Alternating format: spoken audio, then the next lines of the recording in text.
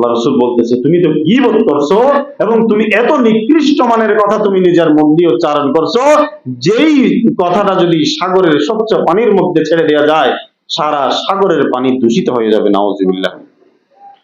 ও মুসলমান ভাইয়েরা, যেই নিকৃষ্ট কথাগুলো আমরা দিনে না বলে থাকতে পারি না, সারাটা দিন সকাল থেকে সন্ধ্যা পর্যন্ত হাজার হাজার মানুষের গীবত করে আমরা ক্ষান্ত হই।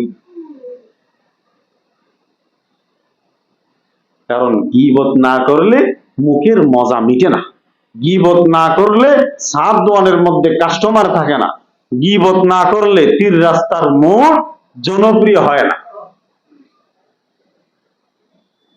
গ্রামগঞ্জে যদিও শহরাঞ্চলে এগুলা অনেকটা কম, কিন্তু আমাদের গ্রামগঞ্জ এগুলা নিয়ে বেশ জর্জরিত।